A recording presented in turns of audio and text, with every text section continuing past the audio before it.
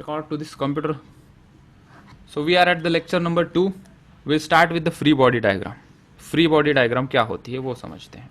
ठीक है, what is mean by free body diagram. Heading लगाओ, फ्री बॉडी डायग्राम. सब लोग free body diagram.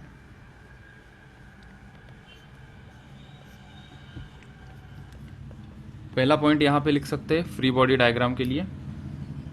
Let's say कोई एक सिचुएशन हम दिखाते हैं, कोई एक एग्जांपल लेते हैं, उससे हमें पता चलेगा. ठीक है, फॉर एग्जांपल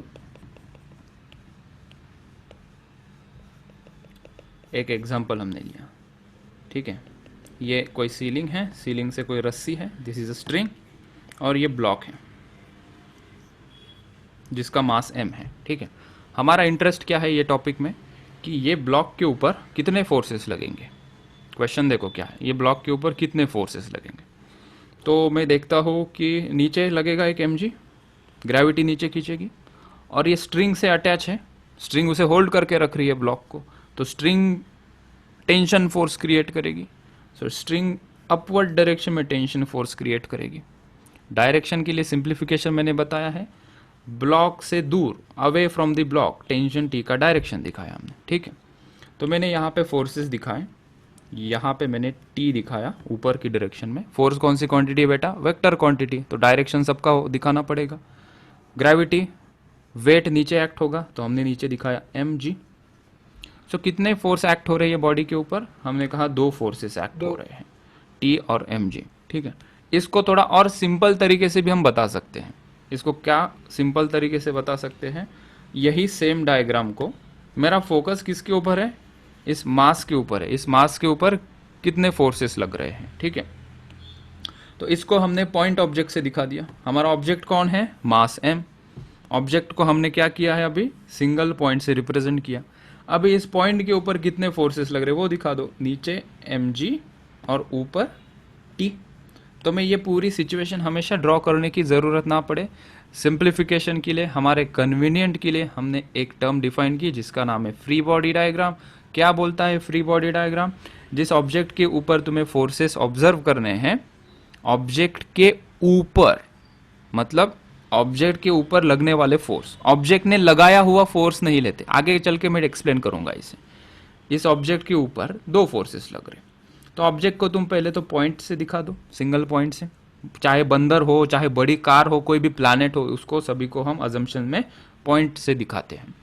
एक नीचे जहाँ पे लग रहा है फोर्स उसके डायरेक्शन से दिखाओ, नीचे mg ऊपर t. ठीक है, तो फर्स्ट सेक्शन में हम क्या करेंगे, डिफरेंट डिफरेंट डायग्राम्स तुम्हारे सामने मैं प्रस्तुत करूंगा, उसके हम फोर्सेस के पहले डायरेक्शन निकालेंगे. ठीक है, फिर आगे चलते चलते उसकी इक्वेशन बनाएंगे, फिर आगे चलते चलते वो इस इक्वेशन में उसका मोशन भी कर देंगे, फिर फर्स्ट लॉ, फिर सेकेंड लॉ, और गाड़ी हमारी रफ्तार में आ जाएगी. ठीक है, सो फ्री डायग्राम के रिगार्डिंग कुछ पॉइंट में बता सकता हूँ. तो सो लिखो, डायग्राम भी ड्रॉ करो, मेरे साथ भी लिखो, और मेरा लिखना हो जाए तो तुम तुम्हारे डाउट पूछ लेना. Free body diagram, free body diagram is, T is equals to m g है ना. हाँ वो इक्वेशन आगे चल के ड्रॉ करेंगे. ठीक है, so free body diagram is use to represent forces acting on the object, on the object. We replace original object with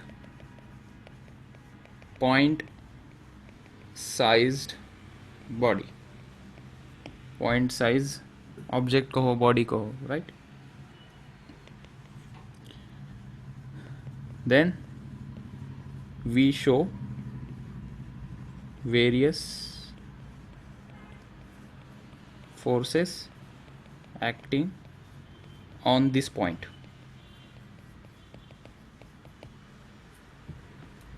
okay, और एक लास्ट पॉइंट अभी लिखेंगे, आगे चल के उसका एक्सप्लेनेशन दूंगा. ठीक है,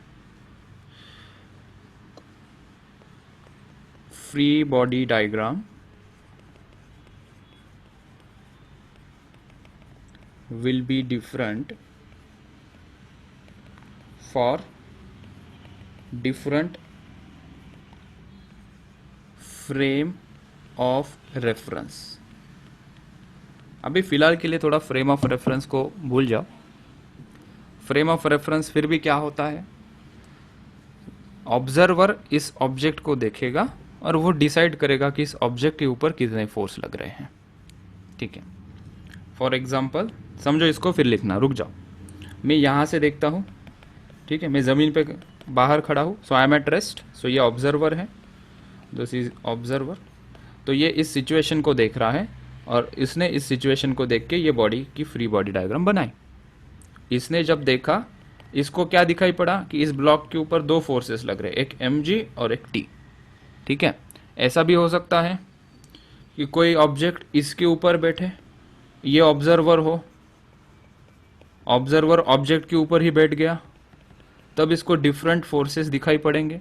तो ये जो फ्री बॉडी डायग्राम निकालेगा वो इसके बराबर ही होगी, ऐसा ज़रूरी नहीं है। ठीक है, इसलिए हमने यहाँ पे लिखा free body diagram will be different for different frame of references. ठीक है, आगे चल के इसका कंसर्न आएगा तब मैं इसको इलाबोरेटिवली डिस्कस करूँगा। ठीक है, छाप लो इसका। हाँ लिख लो। हो गया सर। गया सर। Done sir. हो गया सर हो गया। Done sir. Yes Lokesh, sir वो जो स्क्रीन शेयर हो रही है क्या, देख लो। हाँ सर। हाँ सर। हो रही ठीक है। है, सो हेडिंग लगाओ FBD of normal reaction, FBD of normal reaction. तो यहाँ पे हम समझ लेंगे नॉर्मल रिएक्शन का डायरेक्शन क्या होता है और किस प्रकार से हम इसको हैंडल करेंगे। ठीक है, तो कोई एक सिंपल एग्जांपल लेके आता हूँ मैं। तो मैं गया मार्केट से एक ब्लॉक खरीदा, यहाँ पे रख दिया मैंने। ठीक है, और इसका मास है m। मैंने कहा कि इसकी फ्री बॉडी डायग्राम निकालो, बस इतना ही हमें क्या करना है, सिर्फ फोर्स देखने हैं, उसके डायरेक्शन बताने हैं। ठीक है, और फ्री बॉडी डायग्राम उसकी निकालनी। तो सबसे पहले फोर्स तो तुमने रिकॉग्नाइज किया ही होगा, एक mg लगेगा नीचे, और ये जो सरफेस है जिसके ऊपर ये हमारा ब्लॉक बैठा है, ये सरफेस भी इसके ऊपर लगाएगा फोर्स अपवर्ड डायरेक्शन में, यहाँ पे अपवर्ड डायरेक्शन में n। ठीक है, तो हमने कहा ये जो नॉर्मल रिएक्शन, इसको कहते हैं normal reaction. Normal reaction it is always perpendicular to the surface. समझो फिर से बात को, ये जो नॉर्मल फोर्स लगता है इसको नॉर्मल फोर्स कहो या नॉर्मल रिएक्शन कहो। ठीक है, वो न्यूटन का action is equal to reaction से हमने इसको नॉर्मल रिएक्शन नाम दिया। ठीक है, it is a kind of force only. जो बॉडी जिस सरफेस पे रखी हुई है उस सरफेस से परपेंडिकुलर फोर्स ये लगता है। यहाँ पे ये सरफेस हॉरिजॉन्टल था, इसके परपेंडिकुलर नॉर्मल रिएक्शन लगी अपवर्ड डायरेक्शन में।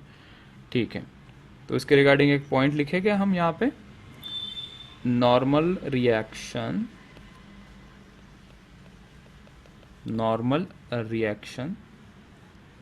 is perpendicular to the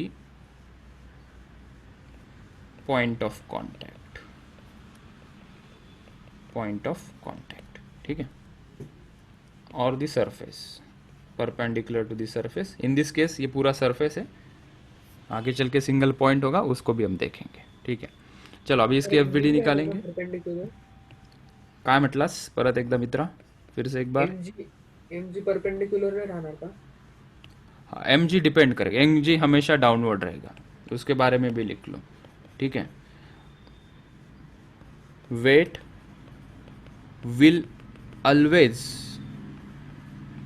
acts in vertically downward direction in all the cases.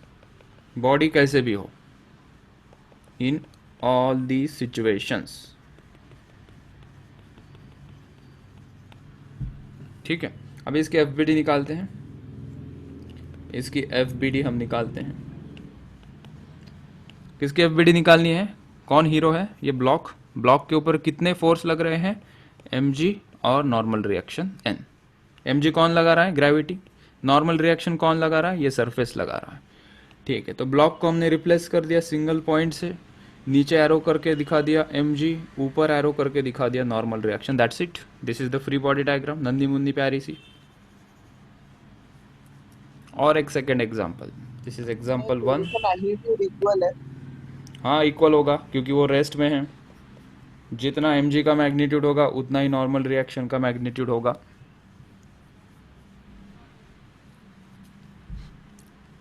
Okay, पहले तो हम डायग्राम निकालेंगे, वो मैग्नीट्यूड के बारे में आगे चल के बता दूंगा मैं, जब हम इक्विलिब्रियम नेट फोर्स 0 कर देंगे तब।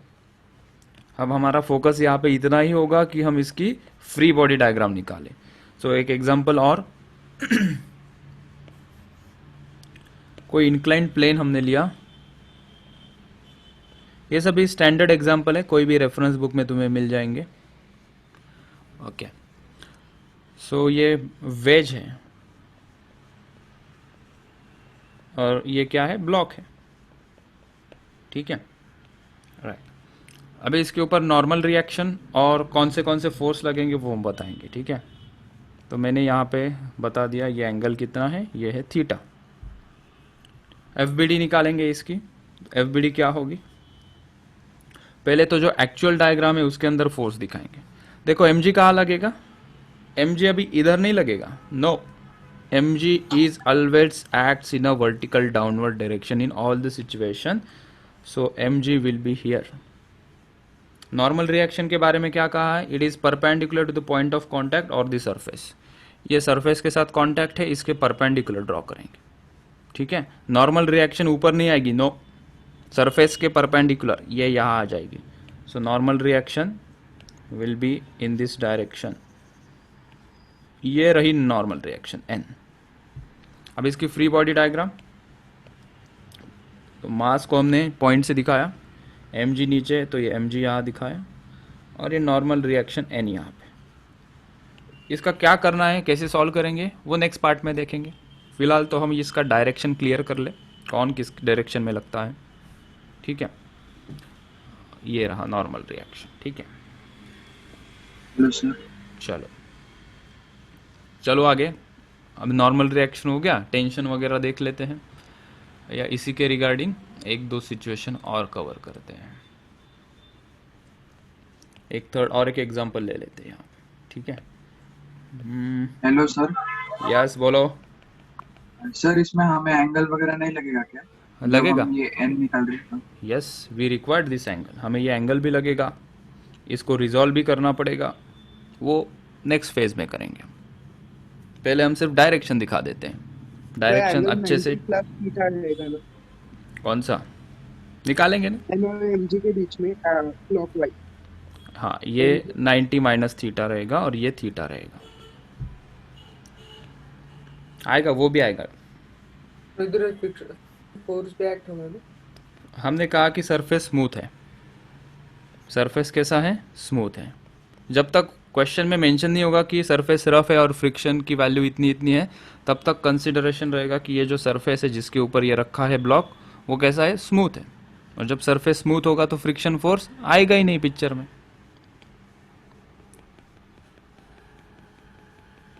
ठीक है। थर्ड एग्जांपल में देखना, हमने क्या किया, एक रॉड लिया,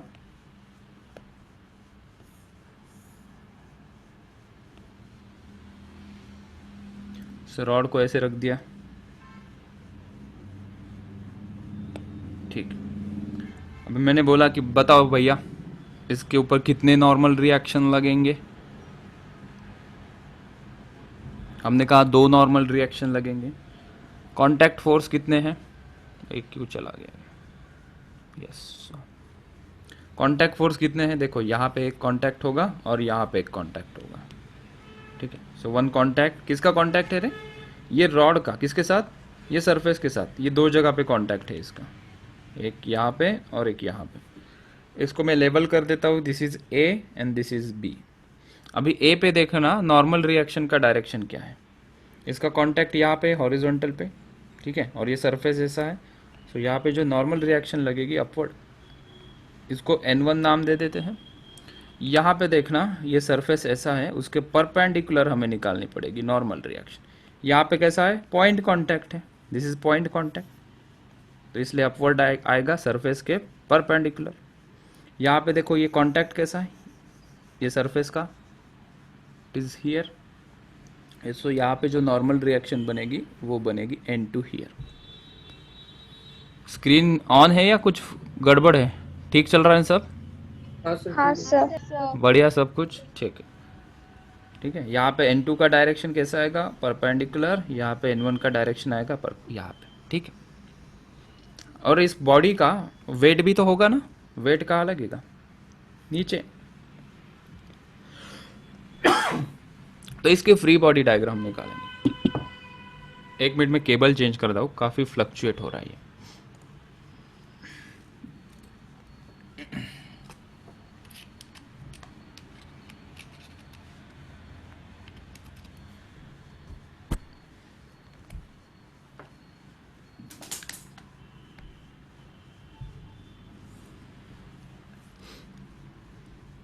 सो हमने इसकी फ्री बॉडी डायग्राम निकाली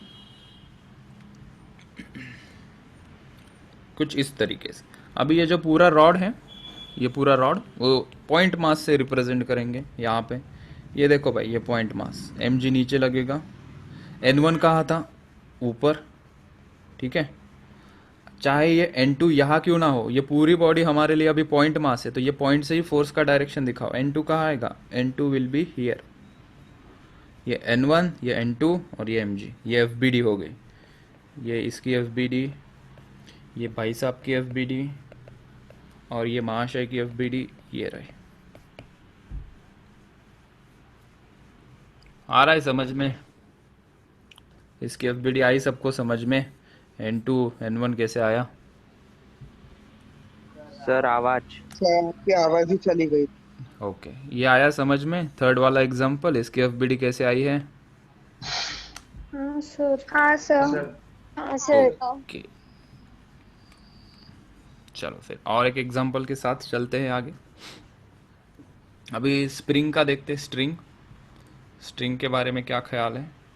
हम अभी नॉर्मल रिएक्शन और वेट की FBD निकाली। अगर टेंशन रहेगा, स्ट्रिंग आएगी, कैसे हैंडल करेंगे? यस बोलो, क्या हाल चाल?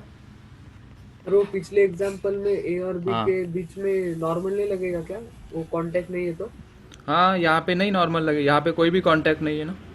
There will be no normal reaction between this portion. किसी के साथ कांटेक्ट हो ही नहीं रहा इसका, तो यहाँ पे कोई कांटेक्ट फोर्स नहीं लगेगा। ठीक है, चल। टेंशन, अभी स्प्रिंग क्यों आ रहा है? स्प्रिंग नहीं है, ये स्ट्रिंग है। String, STRING, string. ये शायद से हमने अभी किया।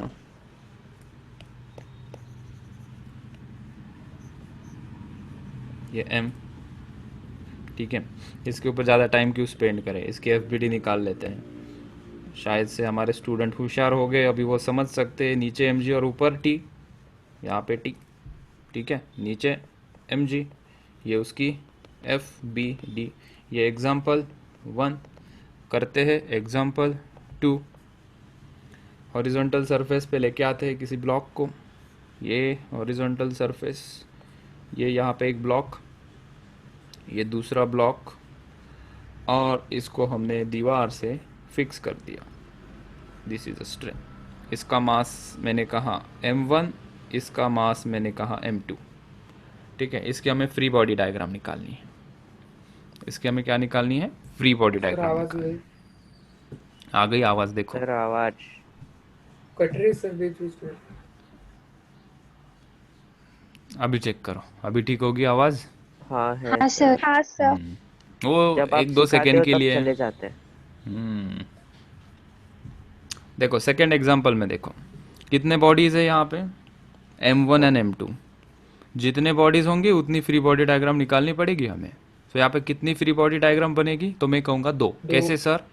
M1 की एक फ्री बॉडी डायग्राम सेपरेटली बनाएंगे, M2 की फ्री बॉडी डायग्राम सेपरेटली बनाएंगे। नाम में ही लिखा है ना, फ्री बॉडी डायग्राम, उसको फ्री कर दो, मुक्त कर देंगे इसको M1 के ऊपर।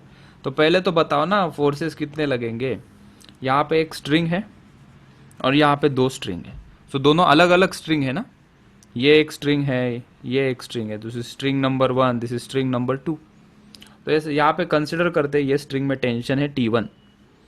तो अगर M1 के पॉइंट ऑफ व्यू से देखेंगे तो टेंशन का डायरेक्शन यहाँ होगा अवे फ्रॉम द बॉडी, इसे जूम करके दिखा रहा हूँ, देखो। और ये साइड से M2 के साइड से देखेंगे तो टेंशन का डायरेक्शन उसके अवे होगा, वो होगा T1। एक ही स्ट्रिंग है, टेंशन भी एक ही होगा। T1 T2 मत लिखना सेम स्ट्रिंग के लिए, throughout the string tension same होगा।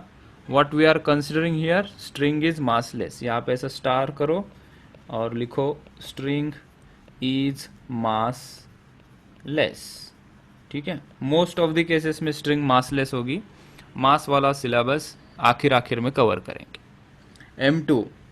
M2 और इसके बीच में एक दूसरी स्ट्रिंग है, यहाँ टेंशन लगेगा, स्ट्रिंग अलग है, सिंबल भी अलग, मतलब सफिक्स T2 करो। यहाँ से देखोगे तो यहाँ पे लगेगा T2 इधर की तरफ, ठीक है। लेकिन ये दीवार से कोई ज़्यादा लेना देना नहीं है, मेरा ऑब्जेक्ट है ये M1 एंड M2। तो इसका फ्री बॉडी डायग्राम निकालूंगा मैं, FBD, that is free body diagram of M1। कैसे दिखेगी वो, सर ये यहाँ नॉर्मल पे भी रहेगा। ये यहाँ पे सर सिर्फ नॉर्मल T1 नॉर्मल भी लगेगा, नॉर्मल भी दिखा देते हैं। चलो यहाँ पे नॉर्मल N1 करो, यहाँ पे नॉर्मल N2 करो, नीचे इसका रहेगा M1G और नीचे इसका रहेगा M2G, ठीक है। सो FBD में फिर से ठीक ड्रॉ करूँ तो इसको मैंने पॉइंट से दिखाया, M1 को पॉइंट से दिखाया, यहाँ पे T1 लग रहा है, नीचे लग रहा है M1G और ऊपर लग रहा है N1। ये इसकी फ्री बॉडी डायग्राम हो। अभी इनकी फ्री बॉडी डायग्राम निकालो, FBD ऑफ M2, उसको भी पॉइंट से दिखाएंगे। इसको दिखाया पॉइंट से, नीचे लगेगा M2G, इधर लगेगा T2, ऊपर लगेगा N2 और उसके लेफ्ट में भी तो लग रहा है ना T1, इसको मत भूलना, इधर लगाओ T1। So these are the free body diagrams of these two blocks. Hello sir.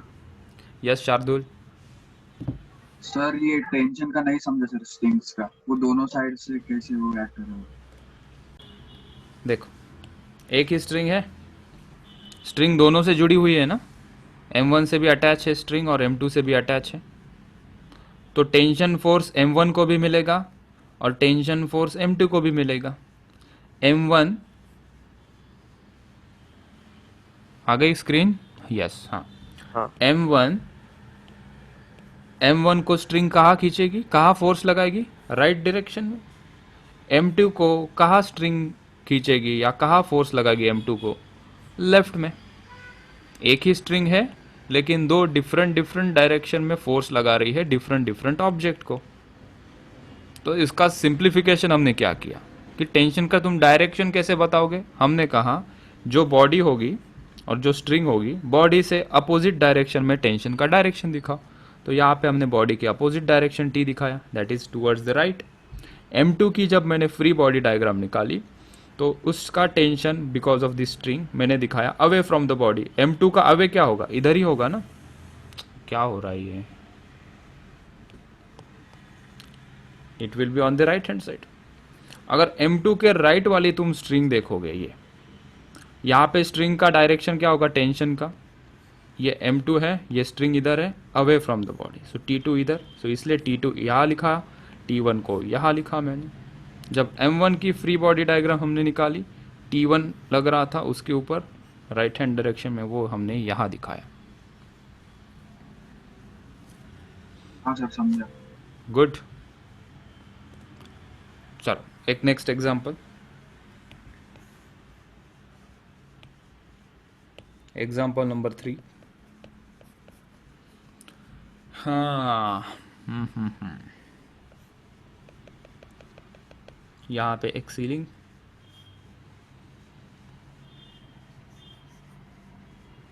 ये कोई एक मास है यहाँ पे, और यहाँ पे कोई एक दीवार, यहाँ पे कोई मास, यहाँ पे एक स्ट्रिंग, ये कहो M1, ये कहो M2, ठीक है। कैन यू टेल मी कितने फ्री बॉडी डायग्राम बनेंगे इसके अंदर? दो दो मास है M1 और M2। इकट्ठा निकालेंगे या सेपरेट सेपरेट लगाना पड़ेगा? सेपरेट सेपरेट सो सबसे पहले M1 की FBD निकालते हैं। उसके पहले जो डायग्राम है एग्जिस्टिंग उसी के अंदर फोर्सेस दिखा दो, कौन से फोर्सेस लगेंगे। तो पहले मैंने बोला mg लगेगा, बाय डिफ़ॉल्ट सबको लगता है mg, m1g। कोई मुझे बताएगा नॉर्मल रिएक्शन लगेगी या नहीं लगेगी ऊपर? नहीं लगेगी। नहीं लगेगी नहीं लगेगी सर। नहीं लगेगी। किसी सरफेस के ऊपर थोड़ी ना रखा है, हवा में है वो, तो नॉर्मल रिएक्शन नहीं लगेगी। ठीक है, मैं स्लो इसलिए ले रहा हूँ क्योंकि this is very critical and important topic.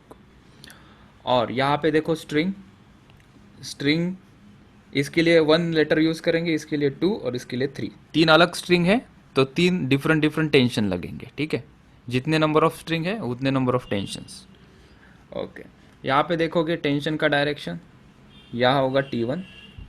सिर्फ मासेस की बात करेंगे, अगर कोई सीलिंग का पूछेगा तो नीचे होगा T1 का डायरेक्शन।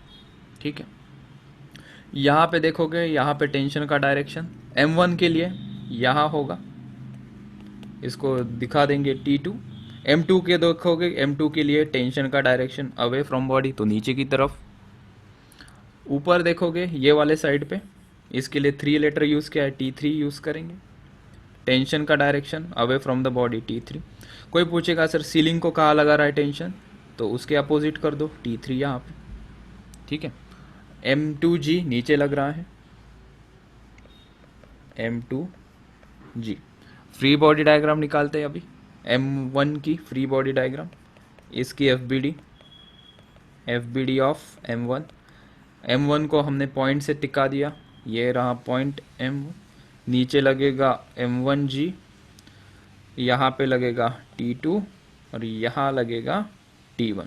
ये कितना एंगल होगा, क्या होगा, हम जब डिटेल इसे सॉल्व करेंगे तो एंगल गिवन होगा, तो 30 डिग्री होगा जो होगा, तो यहाँ पे हम 30 डिग्री लिख लेंगे। ठीक है, उसकी फ़िलहाल के लिए चिंता मत करो।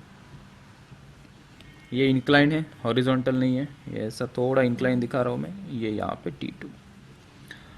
इसकी FBD निकालते हैं, M2 की FBD ऑफ M2 क्या होगी वो, छोटा पॉइंट दिखाओ। M2G इधर लगाया T2, इधर लगाया T3। This is all about free body diagram. ठीक है, हमने सिर्फ फ्री बॉडी डायग्राम निकालना देखा, सॉल्व करना मैंने अभी तक नहीं बताया।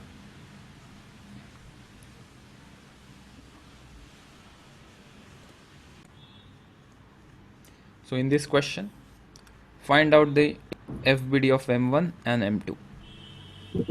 सब स्ट्रिंग एक ही है या अलग अलग है? String is one, single string है, एक ही string है। Okay sir. बोल मयूर। Sir Yes. M1 पे लेफ्ट साइड को टेंशन लग रहा है, यस, ओके। ऊपर नॉर्मल यहाँ पे नॉर्मल और वर्टिकली डाउनवर्ड्स M1G। ठीक है, चलो कंप्लीट करते हैं इसे। M1G पहले तो जो डायग्राम है वहाँ पे दिखाओ। M1G नीचे, नॉर्मल रिएक्शन ऊपर नहीं लगेगी बेटा, सरफेस के परपेंडिकुलर लगेगी इस डायरेक्शन। तो ये यहाँ पे लगा दी हमने N1। Tension in the string T consider करो, अवे फ्रॉम द ब्लॉक, तो इधर आ गई। तो इसकी FBD हमने निकाली, यहाँ पे सिंगल पॉइंट कर दिया M1 को, नीचे लगाया M1G, इधर लगाया N1 और यहाँ पे आया T। ठीक है, आगे चल के हम इसे सॉल्व करेंगे, हमें एंगल गिवन होगा, इसके कंपोनेंट्स लेते हैं हम, वो नेक्स्ट स्टेप में करेंगे। फिलहाल हम सिर्फ यहाँ पे फोकस करेंगे क्या क्या डायरेक्शन में लग रहे हैं। ऑलराइट, M2 के लिए क्या हालचाल, M2 कहता है कि नीचे लगाओ M2G ऊपर T और नीचे और ऊपर लगाओ T। सर आपने T1 T2 क्यों नहीं लिया, क्योंकि एक ही स्ट्रिंग है, एक स्ट्रिंग एक टेंशन। तो इसकी FBD बनाई, सिंगल M2 को पॉइंट बना दिया, M2G नीचे और ऊपर T। So this is free body diagram of this two things.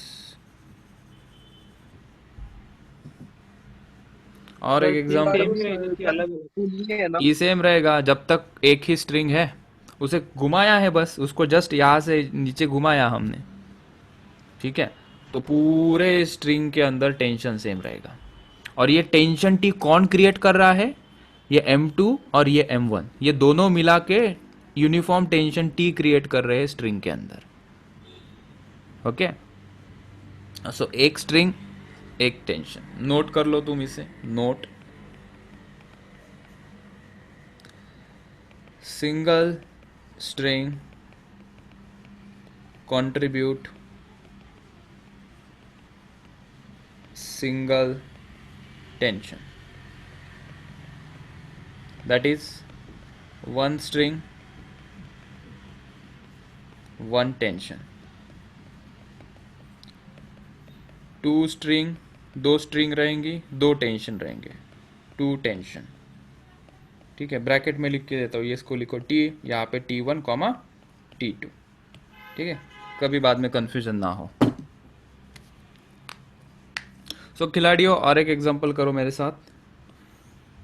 इसको करते हैं छोटा, जगह बनाते हैं हमारे लिए, अच्छा कलर सिलेक्ट करते हैं इस बार। ये एक एग्जांपल यहाँ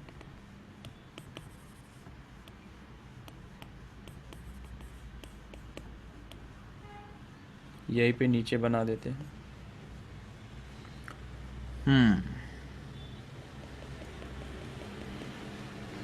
पुली,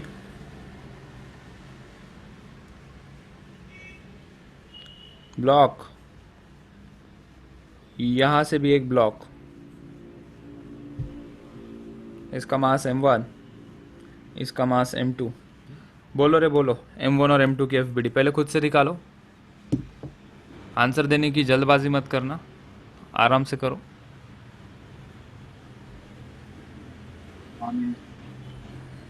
सर M1 और M2 की FBD सेम होगी ना?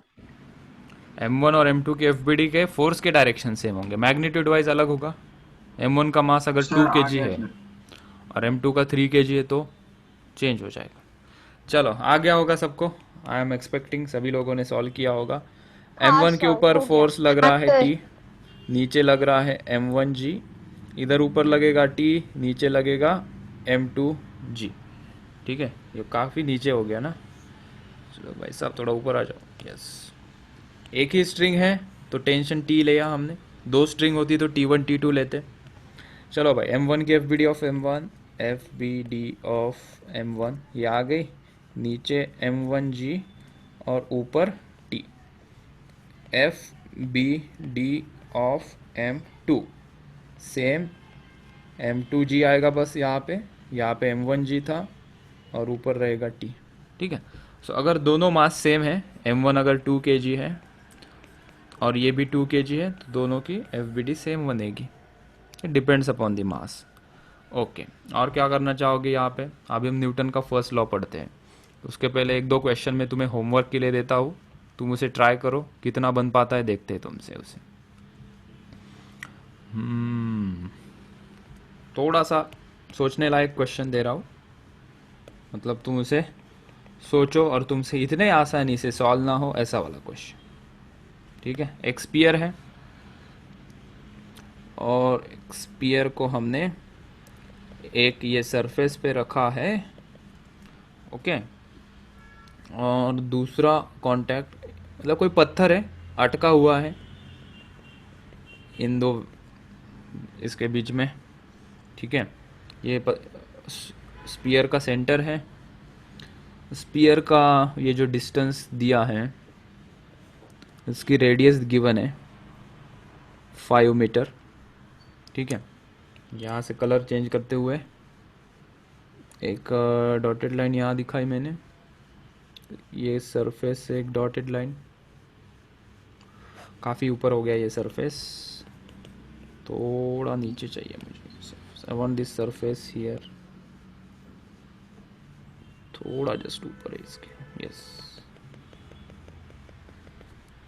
ठीक है, यहाँ से एक डॉटेड लाइन हमने बनाई और यहाँ से एक लाइन हमने बनाई। ठीक है, और बाकी मैं डिस्टेंसेस दे रहा हूँ अभी। क्या दूँ? एंगल गिवन है, इसको बड़ा करना पड़ेगा, पॉइंट साइज। ये एंगल गिवन है 53 डिग्री।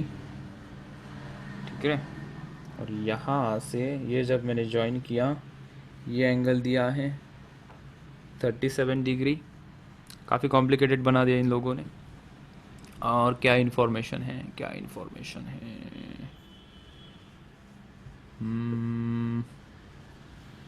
फॉर्मेशन है, ये 3 मीटर है। This distance is 3 metre. ये पूरा है 3 मीटर, ये यहाँ तक। और क्या है? और ये है यहाँ से यहाँ तक। This given as 4 metre. This is given as 4 metre. ठीक है, बस इतनी इन्फॉर्मेशन गिवन है। हमें करना है नॉर्मल रिएक्शन। ये पॉइंट ए और ये पॉइंट बी। फाइंड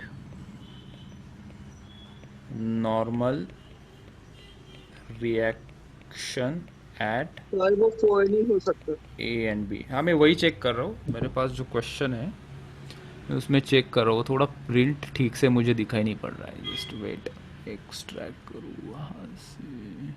सर 3 और 4 रिप्लेस होने चाहिए। हाँ देखो, तो ये 5 है और ये 3 है। ठीक है,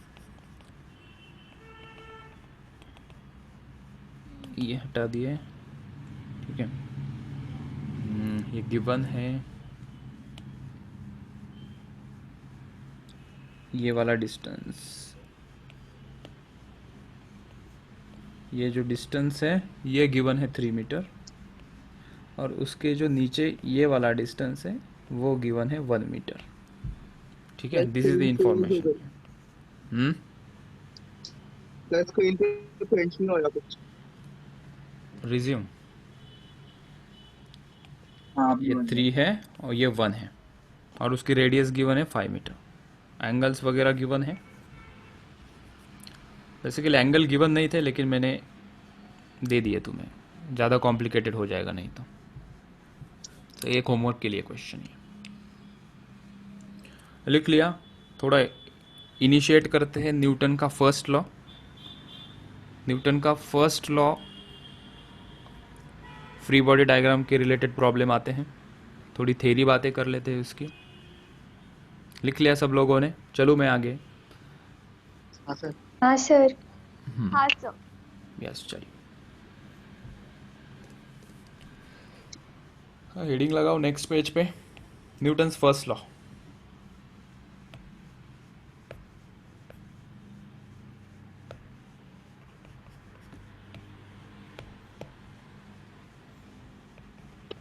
Newton's first law of motion. किसी को याद है जो अब तुमने रट्टा मारा था न्यूटन का फर्स्ट लॉ? हाँ सर। बताओ। हाँ sir. If a body is in a state of rest, it will remain in the state of rest till an external force is applied. External forces acting upon it. ठीक है, rest में है तो rest में रहेगा, चल रहा है तो चलेगा। ठीक है, कॉमन भाषा में क्या कहेंगे? कोई बॉडी अगर रेस्ट में है, दो सिचुएशंस हम दिखाते हैं। ठीक है, एक रेस्ट की, मतलब तुम्हें रेस्ट भी समझ में आएगा, और एक यूनिफॉर्म मोशन। कोई बॉडी रेस्ट में है, ये ब्लॉक दिखा दो यहाँ पे। सोया हुआ है तो सोया ही रहेगा। This m mass is at rest, it will be at rest. ठीक है, जब तक इसके ऊपर कोई एक्सटर्नल फोर्स नहीं लगता। लेकिन हमने अभी देखा, हमने क्या देखा अभी? सर इसके ऊपर तो फोर्स लग रहे हो, क्या बात कर रहे हो आप? बट आपने कहा कि जब तक फोर्स नहीं लगता तब तक बॉडी रेस्ट में रहेगी। यहाँ पे तो फोर्सेस लग रहे हो, मैं बता सकता हूँ आपको। देखो, मैंने लगाया mg और ऊपर है t, हाँ ऊपर n है, सॉरी t क्यों n, तो दो फोर्सेस तो लग रहे हैं ना भाई बॉडी के ऊपर। तो कैसे फोर्स जीरो हो गया? तो हम कहेंगे नेट फोर्स जीरो। तो हम कहेंगे net force acting on the body is zero. F net का मतलब क्या होता है? Net force acting on a body if is zero, then body will remain in rest or in uniform motion. ठीक, अगर नेट फोर्स बॉडी के ऊपर zero है हो सकता है कि वो रेस्ट में हो तभी भी नेट फोर्स जीरो है, हो सकता है वो चल रही हो, चलते चलते मतलब उसकी वेलोसिटी कांस्टेंट हो तभी भी उसके ऊपर नेट फोर्स जीरो हो सकता है। पहले इसे हैंडल कर लेते हैं, इसे डाइजेस्ट कर लेते हैं। तो मैं कह रहा था कि पहली सिचुएशन हमने ली, बॉडी रेस्ट पे है, तो इसके ऊपर हमने इसकी एफ निकाली, एक नीचे एम और ऊपर एन। एफ निकालोगे तो पॉइंट से निकालोगे, अभी निकाल नहीं रहा हूँ मैं, ठीक है, निकाले लो, जाने दो, तो मुझे बाद में पूछोगे फिर सर एफ कहाँ है इसकी, तो ये एफ है इसकी, ठीक है। अभी इसमें नेट फोर्स जीरो है, तो नेट फोर्स दिखाते कैसे हैं, what is mean by net force? Net force मतलब इसके ऊपर जितने भी फोर्सेस लगेंगे उसका मिला जुला के इज इक्वल टू जीरो हो जाएगा वो, राइट। अभी यहाँ पे देखोगे एम नीचे लग रहा है और एक फोर्स ऊपर लग रहा है, तो क्या मैं इसको इक्वेशन के तौर पे लिख सकता हूँ क्या? इस एफ को मैंने फिर से नीचे निकाला, एम नीचे एन ऊपर। यहाँ पे देखो एम नीचे वाले साइन अगर मैं पॉजिटिव लेता हूँ, ऊपर वाले निगेटिव लेता हूँ, तो देखो क्या होगा, नीचे एम ऊपर एन, तो minus N is equals to क्या हुआ, ज़ीरो। तो इन दोनों को मिला के मैंने क्या बोला, दिस इज नेट फोर्स। ये क्या है, नेट फोर्स किसके ऊपर, ये बॉडी के ऊपर, कितना है, ज़ीरो है। ऐसा होगा तो क्या होगा, ये कैसा हो है, रेस्ट पे रहेगा। तो इसको हमने एक अच्छा नाम दे दिया, एकदम डिक्शनरी में देख के एकदम हाई-फाई नाम दे दिया हमने, इक्विलिब्रियम। नेट फोर्स जब जीरो होता है इसको इक्विलिब्रियम भी कहते हैं, this is also called as equilibrium. या हमारी भाषा में ये बैलेंस्ड है। बैलेंस्ड है किसके कारण बैलेंस्ड है, ये नीचे एम और एन, इन दोनों फोर्स के कारण ये बैलेंस्ड है। ये सिचुएशन में मून पे नहीं हो सकती। If you go to the moon, ये ब्लॉक हो सकता है कि फ्लोट हो जाए, तब वो रेस्ट में रहेगा क्या ब्लॉक? नहीं। तब नेट फोर्स जीरो होगा क्या? नहीं। हमारे यहाँ पे धरती पे, अर्थ पे ही ऐसा हो सकता है। एम नीचे, वही नॉर्मल रिएक्शन ऊपर, एन लगा उसे, तो ये ना मूव हो रहा है लेफ्ट में, ना मूव हो रहा है राइट में, ना ऊपर जा सकता है ना नीचे जा सकता है। तो हमने कहा ये रेस्ट पे है। तो क्यों रेस्ट पे है? क्योंकि इसके ऊपर नेट फोर्स जीरो है। फोर्स जीरो ऐसा नहीं कहना, फोर्स जीरो ये इनकम्प्लीट हुआ, ये कहना ही इनकम्प्लीट हुआ। इसके ऊपर नेट फोर्स जीरो है। फोर्सेस तो लग रहे हैं, नॉर्मल फोर्स ऊपर, एम नीचे, तो इन दोनों का नेट फोर्स मतलब समेशन किया हमने डायरेक्शन देख के, क्योंकि वेक्टर क्वांटिटी है। मैंने नीचे वाला पॉजिटिव माना, तुम नीचे वाला निगेटिव मानो, ऊपर वाला पॉजिटिव मानो, कोई फर्क नहीं पड़ेगा। तुम अगर नीचे वाला निगेटिव लेते तो ये माइनस एम ऊपर plus N is equals to ये क्या हो जाएगा, जीरो। तो नेट फोर्स हमने कहा जीरो है, ठीक है। इसी को हम साधारण भाषा में कह सकते हैं क्या, m is equals to N. अगर नेट फोर्स जीरो है तो एम बराबर एन है, मतलब अगर एम 2 न्यूटन है तो नॉर्मल रिएक्शन कितने न्यूटन की लगेगी, 2 न्यूटन की। अगर वेट बढ़ा दिया, 3 न्यूटन का फोर्स है एम तो नॉर्मल रिएक्शन भी कितनी बनेगी, 3 न्यूटन। कब होगा लेकिन, जब नेट फोर्स जीरो है और ये रेस्ट पे है, ठीक है। ये तो विजुलाइज हो जाता है, ये विजुलाइज नहीं होता। तो इसके लिए एक हाइपोथेटिकल एग्जाम्पल बना लेते हैं। एक हाइपोथेटिकल एग्जाम्पल, हमने एक ऐसा चेम्बर बनाया, अरे चेम्बर, एक चेम्बर, ठीक है। उसके अंदर ऐसा मस्त टेबल रख दिया हमने, मस्त टेबल, टेबल नहीं मस्त टेबल रखना है। टेबल और मस्त टेबल में फ़र्क क्या होता है देखो, एक बॉल पहले रख दो मस्त टेबल के ऊपर, मस्त टेबल स्मूथ है, टेबल कैसा है, स्मूथ है, ठीक है, मतलब फ्रिक्शनलेस। स्मूथ का मतलब क्या होता है, फ्रिक्शनलेस। यहाँ पे बाय एनी मीन्स हमने वैक्यूम क्रिएट किया, वैक्यूम क्रिएट किया, बहुत ही आइडियल कंडीशन हमने बनाई। यहाँ पे हम कोई भी एयर रेजिस्टेंस नहीं बनाना चाहते। इसको हमने इनिशियली पुश किया, तो मान लो ये v वेलोसिटी से चल रहा है, इसकी वेलोसिटी है 10 मीटर पर सेकेंड, ठीक है। अगर ये है केरला से स्टार्ट किया हमने कश्मीर तक, ऐसा बड़ा चेम्बर इमेजिन करो, इमेजिन करने में कोई पैसे नहीं लगते। केरला से कश्मीर तक ऐसा चेम्बर हमने बनाया, अंदर ऐसी कंडीशन बनाई, एक टेबल हमने रखा इतना दूर, स्मूथ है, फ्रिक्शनलेस है, ये कंटिन्यूस v वेलोसिटी से चल रहा है। इनिशियली हमने धक्का दिया होगा वो बात अलग है, इनिशियली रेस्ट में ही होगा वो, हमने कहा कि चलो टुक चुक 10 मीटर पर सेकेंड की इसको वेलोसिटी दी, तो ये यहाँ तक आने तक इसकी वेलोसिटी कितनी रहेगी, 10 मीटर पर सेकेंड।